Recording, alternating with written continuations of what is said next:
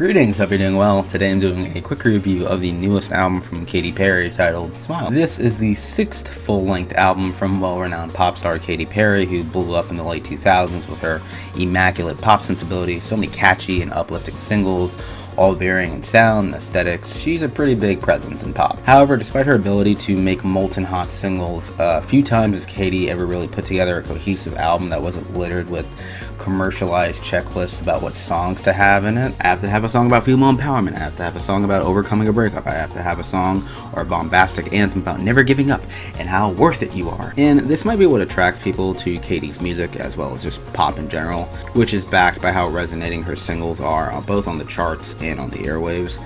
But speaking in terms of her albums, it often gets in the way by bogging down some of the more interesting avenues Katy goes down in her track lists. This has been the case with all of her albums in my opinion, including her most recent one being Witness, an album, while suffering the same qualms as her other ones, I think musically was her best album. She adopted Future House as the primary sound of that record and produced some of her most interesting material to date. The production for a majority of the record was pretty forward-thinking and very exciting, and it had me excited for sure about future material from Katy because of how seamlessly she fit in with this sound, how she was able to really make it hers.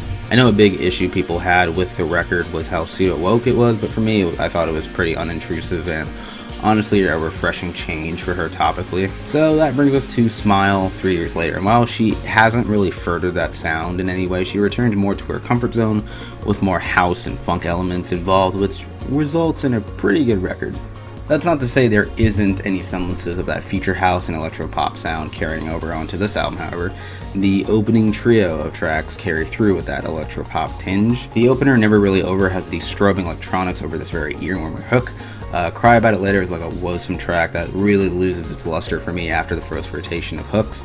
And Teary Eyes is a very bouncy, atmospheric track with some oomph to it. The first leg of the album focuses on expressing sadness or apathy toward pressing issues. Then in the middle portion, the songs are much more empowering and reaffirming, leading into the last leg of the album, which is much more optimistic, hopeful, and serendipitous. And while I do appreciate Katy's focus on the smile motif across the record and how it progresses throughout the album, the songs that are supposed to be pillars for that theme to prosper just don't really blossom or stand on their own feet. The more orchestral and cinematic tracks like Resilient and Not the End of the World are commendable in their messaging, but musically hits a point where they're so over the top and so melodramatic it weighs the intent down by a bunch. Following these two songs, however, was a pretty big string of songs that I enjoyed. The title track is a semi-funky ballad that's catchy as fuck. Champagne Problems is like this retro disco track that is sure to make you think that you have been time warped into an 80s dance floor. It really has that vintage vibe to it that I really like. The song Tucked is a more beachy track with these swindling bass lines. Harley's in Hawaii for some reason oozes Ariana Grande aura with the more laid back,